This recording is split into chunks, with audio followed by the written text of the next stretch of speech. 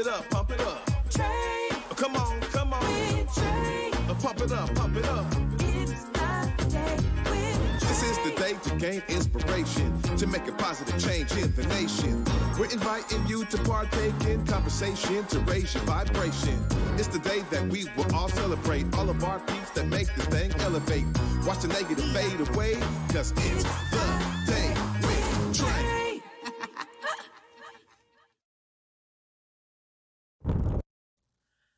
Happy Friday, everybody. Ooh, it's been a long week, okay? But a good week. I am Besa Gordon, and of course, you are watching The Day with Trae as I fill in for my good sis Trae Holiday, who will be back on Monday, by the way. Today, we are joined by Stephanie Morales of Made Space Seattle, and we are talking about holding Black spaces. Plus, we will be joined by Brad Finegood of King County Public Health to talk about overdose prevention. But at first, we got my girl Stephanie. Dude, before we really get into what's going on, for those that don't know, what is Made Space? Yeah, Made Space is essentially a arts, culture, business, community hub right in the heart of the Central District on 20th and Union. And it just serves as a space. It's really a blank but not so blank canvas where we have community come in and people do everything from classes to art shows to financial literacy, everything. It's a classroom, it's an art space, it's a community meeting space. It's just a space for everybody to come in and do what they need to do and for community to hold that. And what made you open your space? For me as an artist, originally it started at trying to find galleries and not feeling like I was welcome there, or when I would try to host an event, I would get very people are questioning me and who's going to be there? What kind of music are you playing? And just not feeling like welcome, you know, but then when the event was done, they're like, this is so great, let's partner. And I'm like, I need my own space. And I need to have a space, not just for myself, but for other people to feel like they're not going to be questioned about who they are or what they're doing. They're not going to be looked at with cynicism, and they can actually flourish and really support them beyond just whatever we can get out of it, which is what I was feeling. And sometimes I think that that's a feeling that we get a lot of times within like the Seattle area. You know, it's like, especially if someone's new, or maybe they're just getting their feet wet and doing events, or, you know, having different galas to get their art out there. People are like, who are you? Where are you coming from? Who are you going to be bringing? And a lot of times it's like, look, I just want to have like my mom, my family, some coworkers, you know, a few people that love my art. And I just kind of want to get it out there. And there's like the whole third degree. And so for you as an artist, you felt that it was important to make a space that was open for everyone. Yes, and affordable and accessible, because that was the other part of it. You know, I could have a really great event and be in the negative at the end of it because the cost was so high. So yes. It's very expensive, trust me. I one time booked a space and was like, how do you guys do this all the time? Right, you can't do it all the time. Yeah. Now, what are some things that people should know about Made Space? And actually, let me back up. What made you open it up where you did in the Central District? I live there. I also felt like the artists that I'm in community with, a lot of them were from the Central District, or they are Black and Brown artists who there's a whole historical basis in the Central District for Black and Brown artists to be there, or in even more so to return home there. I also live there, and I'm a lifelong resident of Seattle. I remember the CD in the 90s, and I remember it, and I see it now, and I see it even just in the years that I've been living there and watching how much is changing, and I understand how important it is to hold those spaces.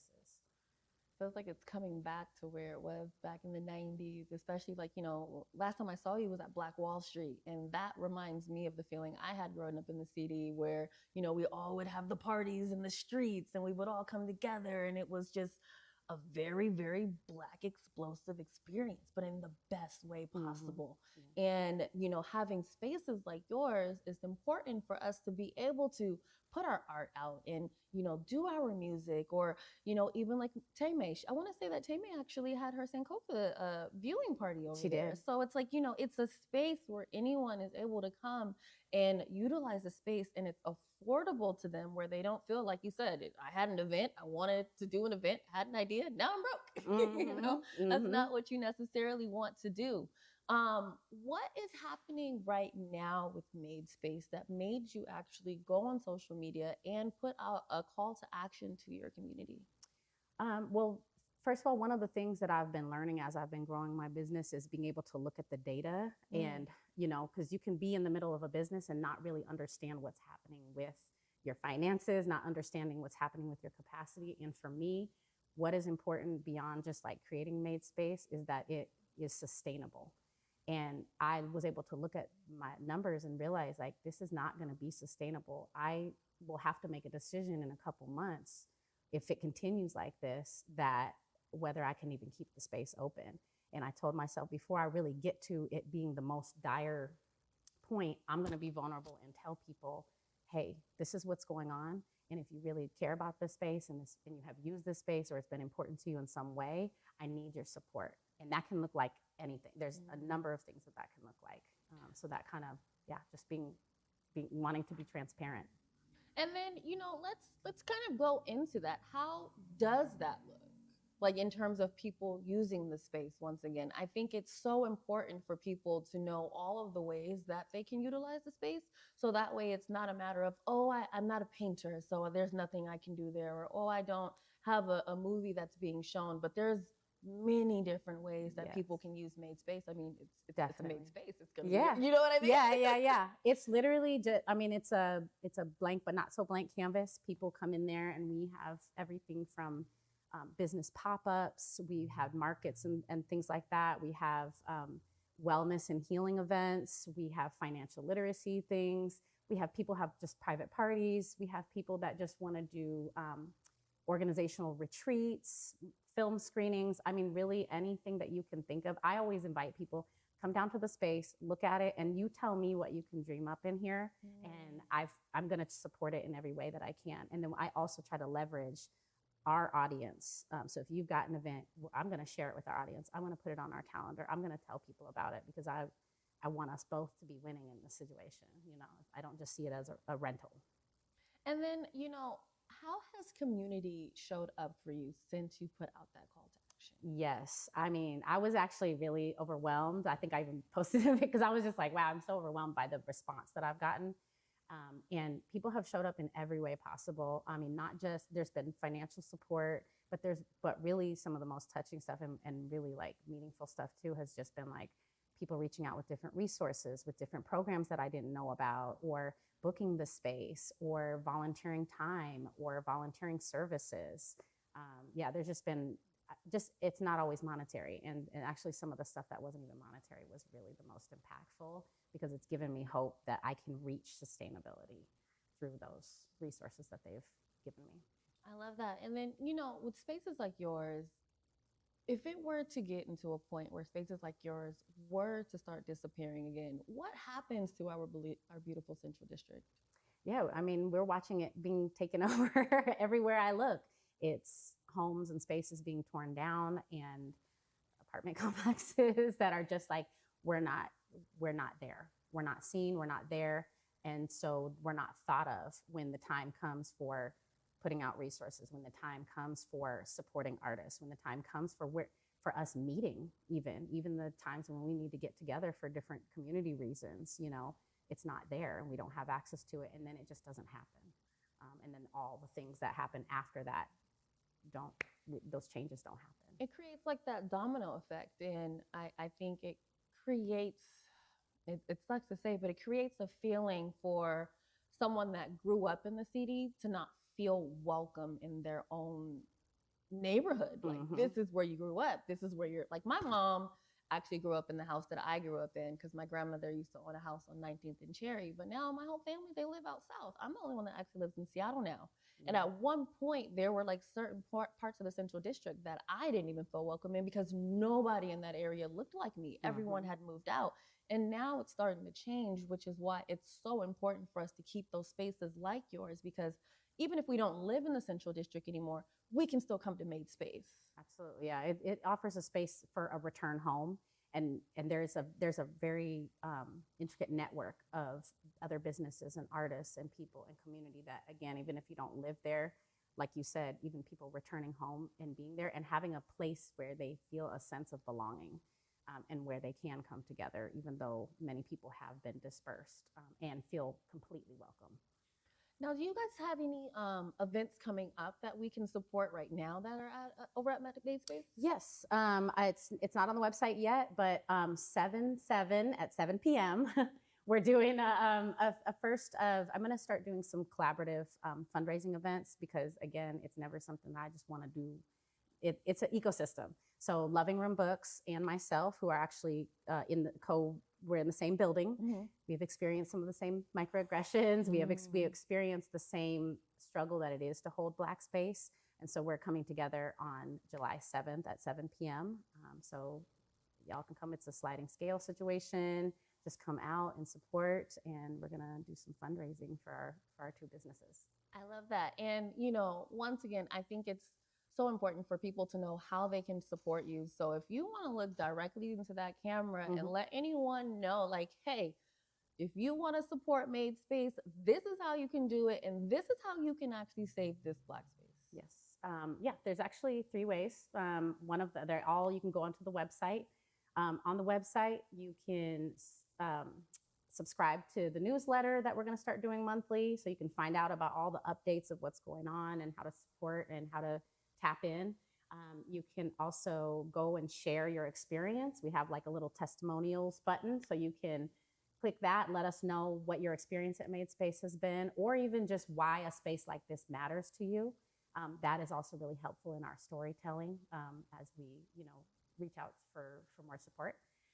And then also you can go to click support the mission, and on there's a whole list of everything from Patreon to donation to purchasing hoodies and sweaters and merchandise, and even we've got an Amazon list for things that we need to make the space more accessible and really help people that are in there renting to be able to have all the amenities that will help them be successful. So those are the ways.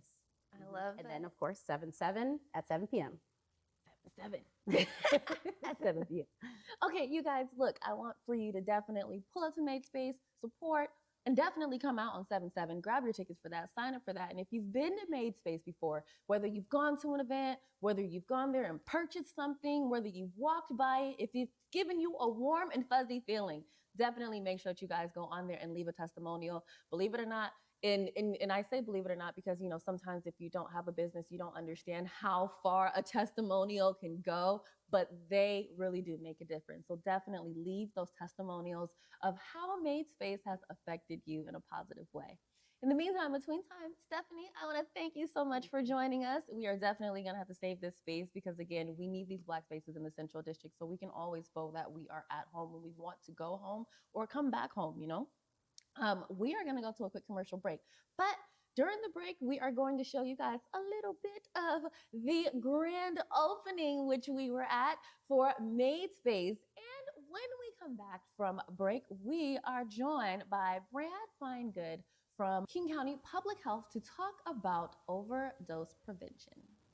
And the vision is coming to life because I put myself into it and I have my community around me, and you guys are just like validation of that. And so thank you guys.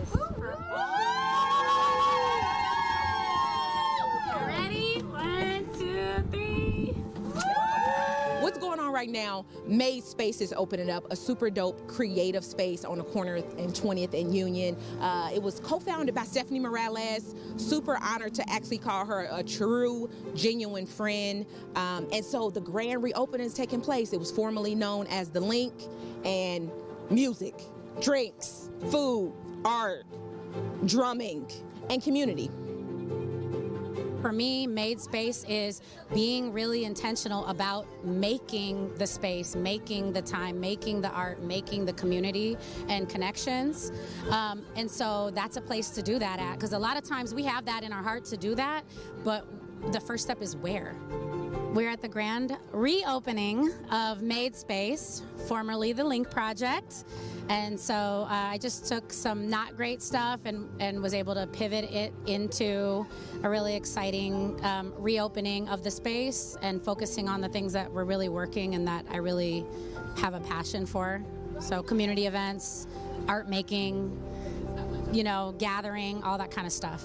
We've been able to host a lot of various artists, both musically, visually, writing and all that. Like Melvin, Fly Blind Guy, came here. He's from East Union, so to be able to come home and be in this place and be celebrated in this place was something that was really important. I had Aramis A.O. Hamer. She's a beautiful soul and has beautiful artwork and was able to kind of be in this space.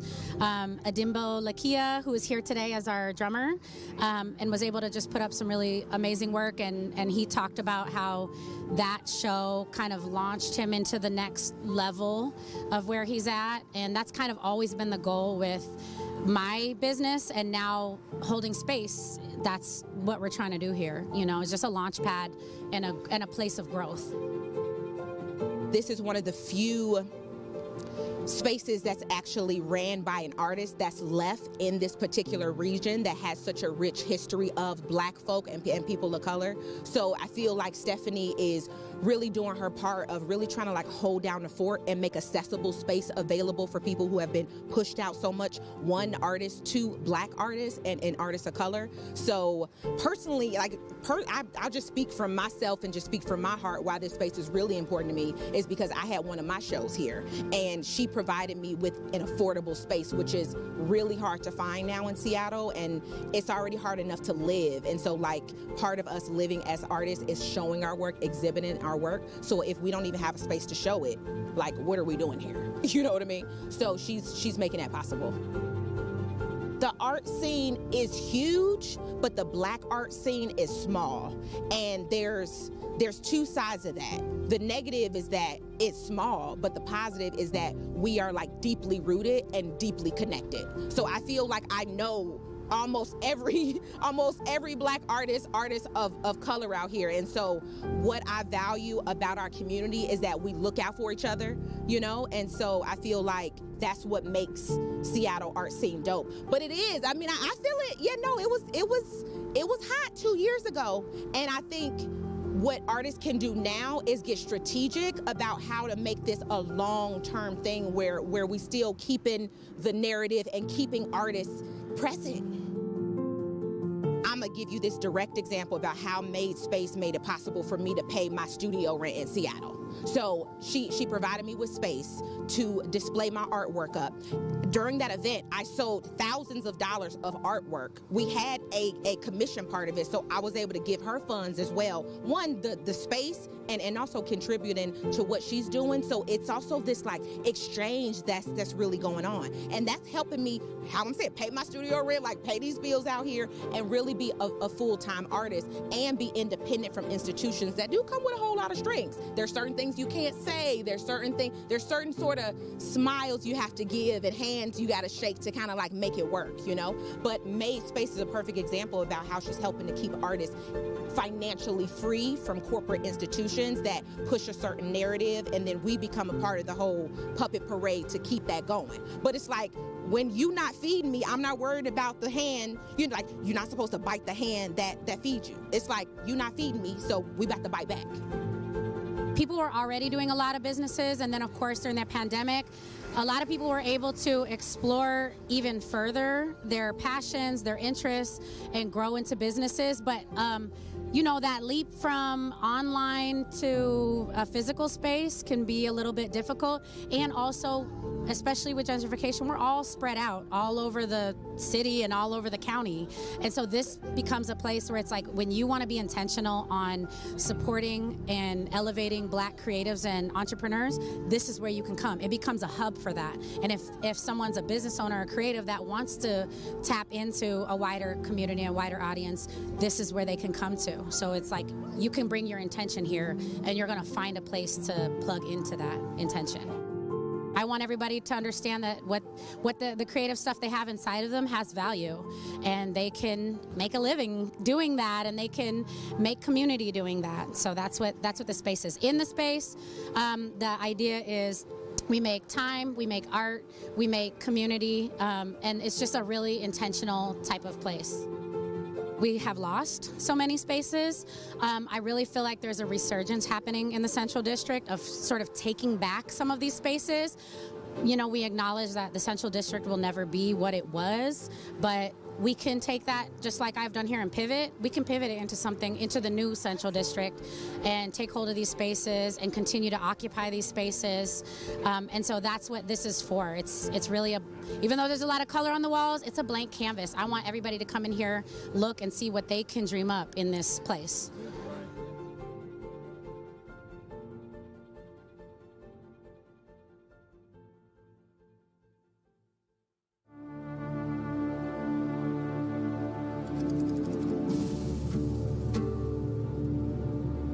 The importance to share the history of the Buffalo Soldiers of Seattle and Buffalo Soldiers of everywhere, including cowboys and cowgirls of color everywhere, is really important because most likely they're forgotten.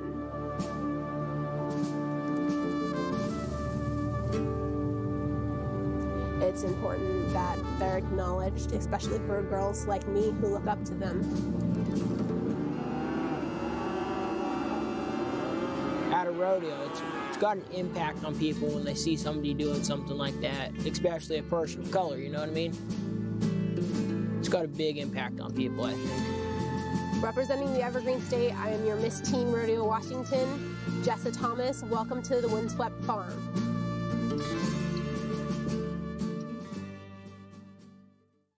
Join Cascade PBS for its 3rd year of celebrating local Black artists featured in its Black Arts Legacies project.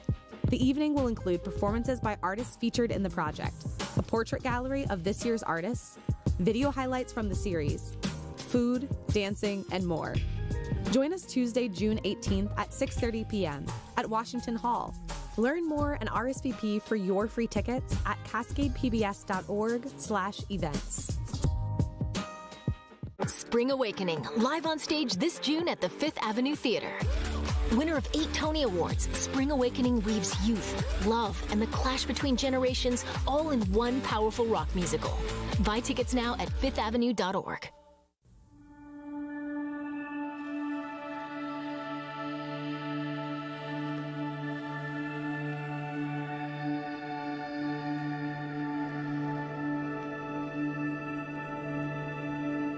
Welcome back to The Day with Trae. I am your buddy, Besa Gordon, filling in for my good sis, Trae Holiday. Right now, we are here to have a very, very serious topic, especially, with it just really taking over just the Seattle area. It's growing up here, I'm amazed at what I've been seeing as I walk down the streets, especially as someone that lives in the First Hill area.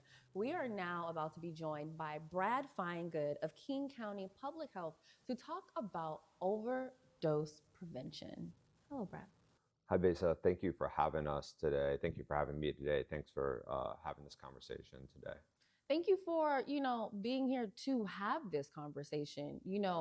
When I grew up in the Central District, this was not a thing. And then I moved to the Renton area. Like a lot of, Black people that live in the Central District, we got moved out.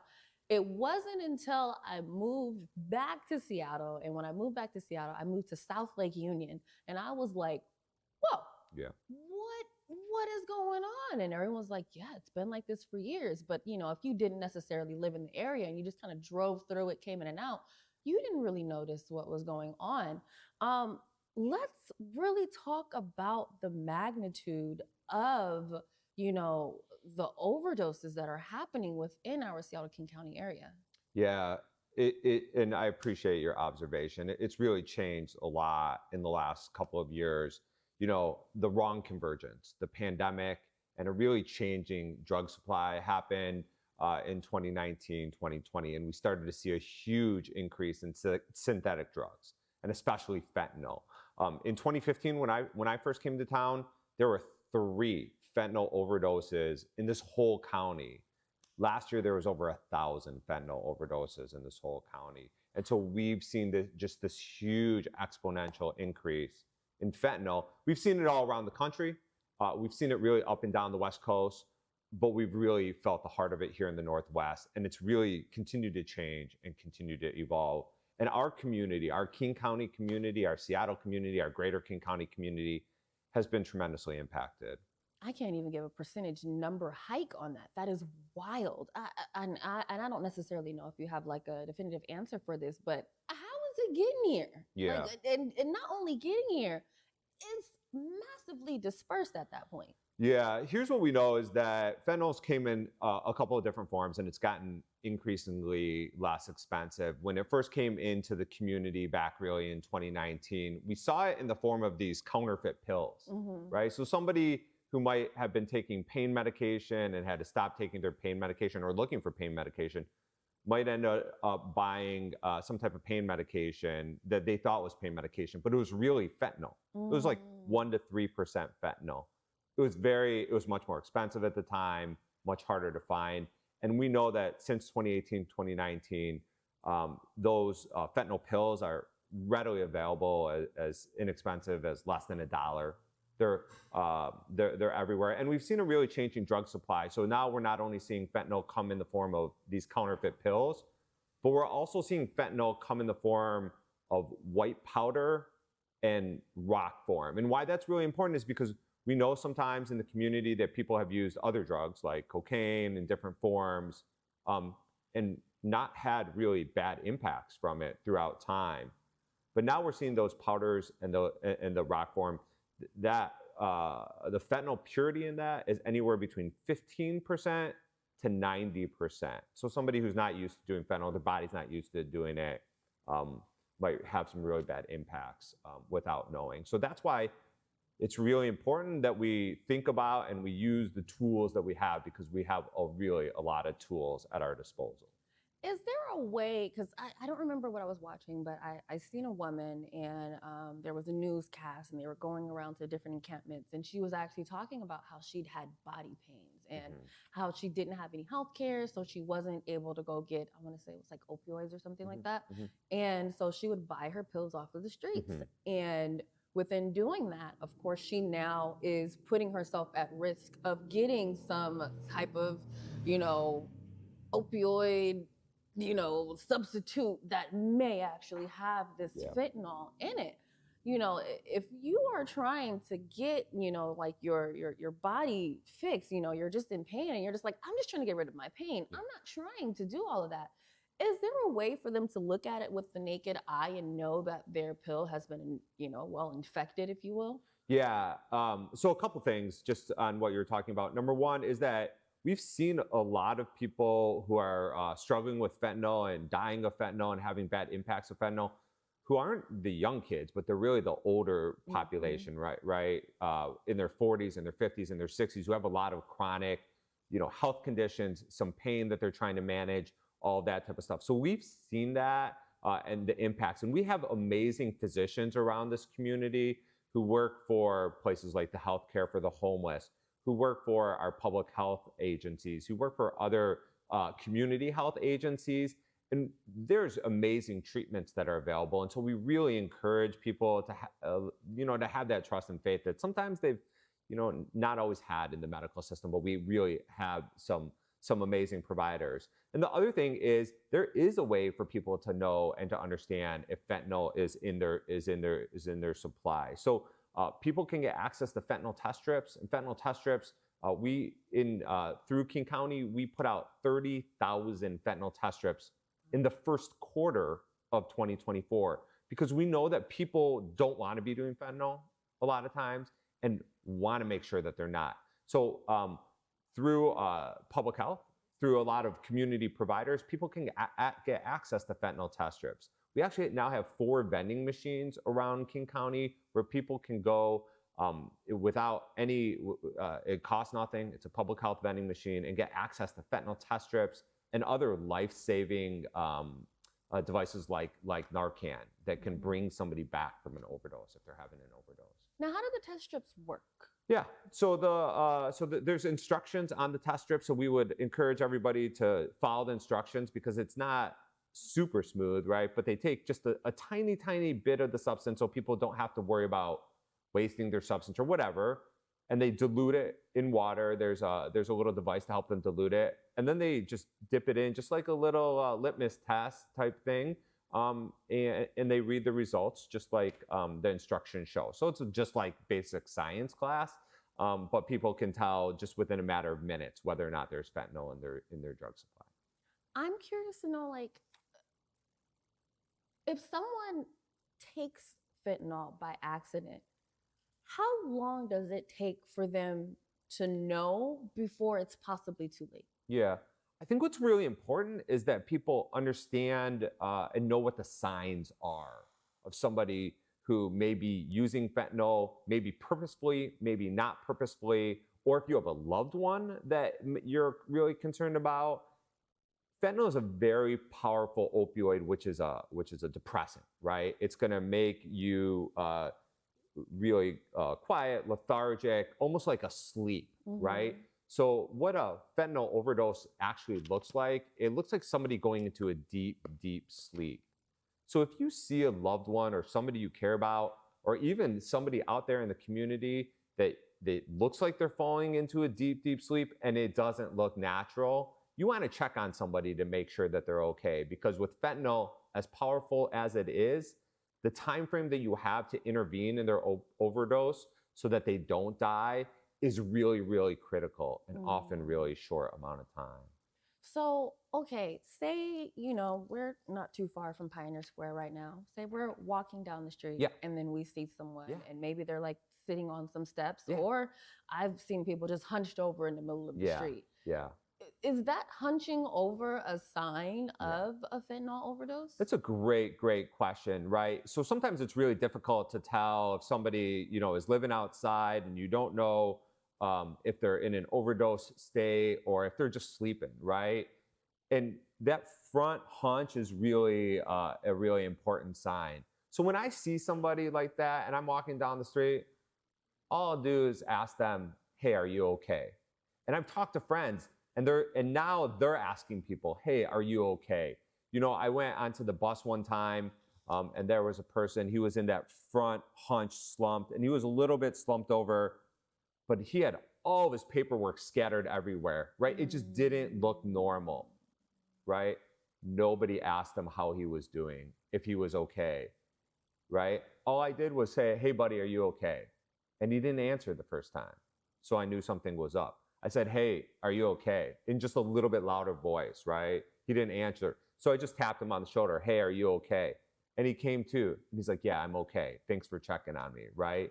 No, people are not gonna, rarely will anybody get agitated, but people don't want to die, right? And so if somebody then doesn't answer, that's when we want to make sure that people have Narcan or naloxone on them. Always call 911, but Narcan, extremely easy to use. It comes in just a little plunger type thing. You just stick it up somebody's nostril, spray it. If somebody's not having an overdose, there's no negative effect of it. I see. And then if they are having an overdose, what will happen? Yeah, so they'll come to, and they'll want to know what's happening, right? They came from basically a really deep slumber, right, to being awake, right? And that's why you want to call 911 to make sure the paramedics are around, right? To make sure that they can help manage the situation. If there's any other health impacts that are coming, you want to just give somebody space because they're going basically what Narcan does is it knocks the opioid off the brain. So somebody might be a little bit agitated. They might be in a little bit of withdrawal. So you just want to give somebody space, but you want to make sure somebody's okay. You always want to call 911 just to make sure. And then, you were kind of talking about earlier where some people have actually taken fentanyl over the years and their body is a little bit more used to it. Yep. How do people seek treatment to wean themselves off of that? Because, it only takes one time for it to be too much. That's right. That's right. We have extremely, one of the things, if I was here last year, which I was here last year, and you go back and you watch when I was here with Converge last year, I was struggling with hope, to have hope, because overdose deaths are going up. Now, from this time in 2024 to the same time last year, overdose deaths are actually down 8%. And that's something that I'm really proud of because we've been able to get so much treatment out for people. And I really do have hope because we have extremely effective treatment medications that we've been able to get out into the community because we know, like you said, if somebody's tolerance is up, that it takes medication to really help stabilize the brain. So we have methadone. We have a number of, we've expanded our methadone across the county, and we now have mobile methadone vans in different places throughout the county to make treatment easier and more accessible. There's a medication called buprenorphine that people take orally that helps stabilize their brain chemistry. And now there's an injectable, a long-acting buprenorphine shot. So somebody doesn't need to have to manage their medication every day, but they can get a shot and have that protective factor for up to a month. And that's amazing. For somebody who's been taking fentanyl for a while, their tolerance might be up, to give them a really good fighting chance to get their brain stabilized, to be able to take the steps in the right direction, and to have that recovery pathway. The other thing that gives me a lot of hope is the county has invested heavily in these new low barrier options for people. So starting next year, the county and University of Washington and the city and DESC is going to have a post-overdose center. So if somebody has a non-fatal overdose, it's a place that they can go for the day to chill out, get medication, and be in a warm recovery environment with peers and stuff like that to get the care that they need, so that they aren't taken to the hospital where they get good care, but people don't necessarily want to go to the hospital or, unfortunately, to jail. And then we have crisis care centers coming on board across the county over the next couple of years. So what we've been able to do is lower barriers to care so people can actually get care where they're at. And so I'm curious to know, and I feel like you may have said this, but just for clarification, you've lowered the barrier for care, but does that also mean that people don't necessarily have to worry about cost? Yeah, absolutely. Great question. So Medicaid, if people are on Medicaid or Apple Health, that covers all of the medications that they might be needing. Most private insurance do, and if people don't have insurance, then there's funds to be able to cover all the medications that they need. Narcan or naloxone is free from the county, so all that people need to do is go to our website, which is kingcounty.gov/overdose, and they can get Narcan or naloxone for free, and also get connected to where they need help. Another thing that we've been able to do with some change in federal regulation is we've started a phone line to get access to medication. So now 24 hours a day, 7 days a week, somebody can pick up the phone and call a doctor and get access to medication phoned into their pharmacy of their choice right on demand. So, and that is also free and no cost. Okay, and then, and again, I just think it's so important for us to all know what these signs are. Whether you are walking down the street, whether you're on the light rail, whether you're at the mall, or you can even be at home, you don't know what someone is necessarily doing in their spare time. What are the signs of someone having an overdose? And if you can actually say that looking directly into that camera. Yeah, if you see somebody who's maybe front slouched over, who's extremely drowsy, who's not responding to any type of verbal or physical stimulus, then there's a good chance that they might be having an overdose. What you want to be able to do is call 911 right away and be able to provide Narcan or naloxone directly to them. Other signs might be if their skin tone looks different, if their lips are changed, if it looks like their skin might be clammy or something of such, and they're non-responsive to stimulus. If that's the case, please check on someone, because that might be the moment between life or death. And as we always talk about, that's our community members, right? That's our brother, that's our sister. And for me, that was my loved one. That was my brother who died of an overdose.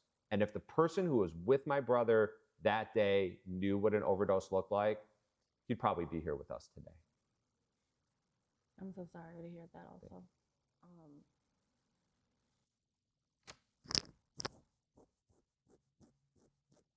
I think it's really important to know also that our community becomes so impacted. You know, there's recently a study that was done that almost half of American people know somebody who's overdosed. So it's not just me, it's almost all of us. I'm sorry, I didn't think that was gonna get me like that, but it did. I think it's so important for us to know that in moments like this, our community really does need us. And I think that in being in the downtown area or the capital area, we see so many people that are going through this, and it's so easy for us just to walk on by them and just be like, I gotta get to my appointment, or I gotta get to work, or I gotta get to my meeting, or just whatever have you. And I've done it myself.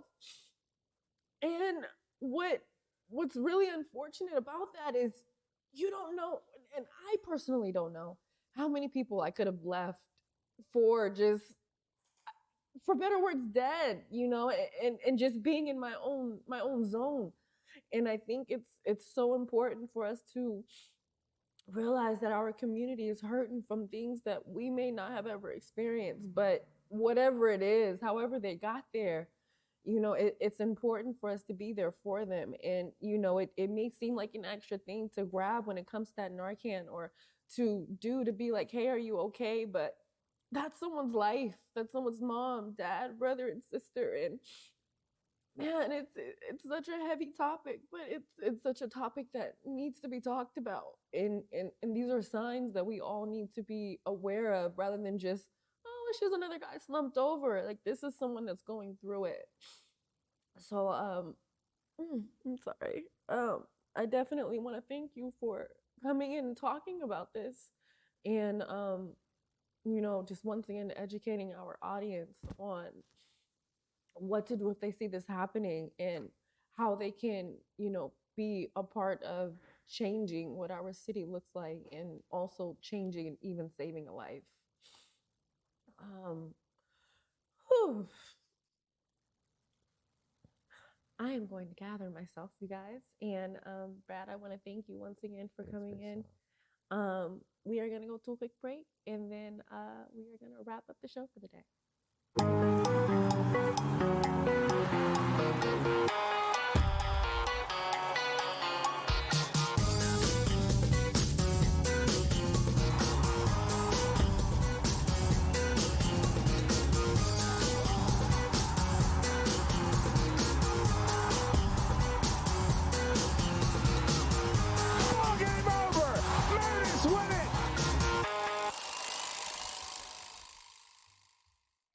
Seattle really is just a big neighborhood.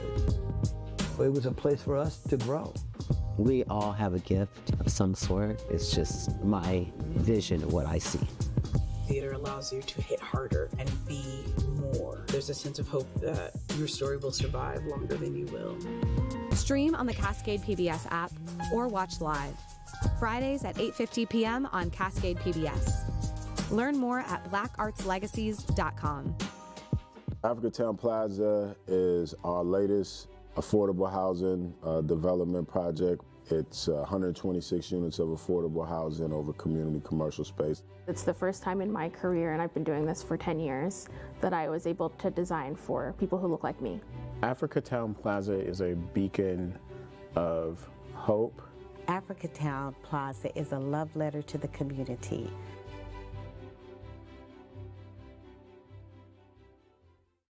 All right, you guys. Well, man, we had a very, very deep topics today, about saving Black businesses, but also just saving general people within our community, being that we really don't know what the next person is going through. We don't know what someone's doing in their spare time. I think the biggest thing that I've gotten from both of these conversations is being kind to our community, saving our Black spaces. Just because it's not your space doesn't mean that you don't have a connection to it, and doesn't mean that you can't have a connection to it. Just because that's not your friend on the street doesn't mean that that's not someone else's friend on the street. That's someone's brother, that's someone's sister, that's someone's mom, aunt, uncle. It's important for us to take care of our community the same way that we want to be taken care of, right? So with that being said, hopefully you take what you were able to learn today back home, share it with a friend, do whatever you need to do to make sure that we are saving our community, so that way we all can have a brighter tomorrow. Now, until Monday at 11 a.m., obviously, I'm not my good sis Trae Holiday. I'm Besa Gordon. So Monday, you will be rejoined by my sis Trae on a holiday, on the day with Trae. If you ever want to keep up with me, again, I'm Besa. You can keep up with me on all social media platforms at Besa Gordon. If you want to learn more about my TV show, Back to Besa, you can follow Back to Besa on Instagram, Back to Besa TV. Everywhere else, it's just Back to Besa. Show airs Saturdays on Fox 13 Seattle at 10:30 p.m. and then replays Sundays at 10 a.m. And then on Thursdays, I go on Good Day to promote the show. And then, of course, you can watch all of the episodes on Converge Media at whereweconverge.com/Back to Besa. So until Monday at 11 a.m., I want to thank you guys for hanging out with me this week as I filled in for my good sis Trae Holiday. And yeah, I'll talk to you guys soon. And I am going to continue to breathe and gather myself. I'm not going to hold you. That was a very deep topic, but it was absolutely one that we needed to have. Hope that you guys have an amazing rest of your day. And as I usually say, keep that energy high.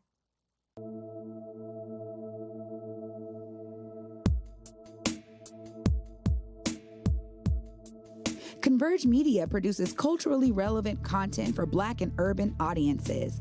Our coverage is raw, transparent, and objective, praised by community leaders, government officials, and residents. Support Converge Media today via Venmo, Cash App, or PayPal at Converge Media.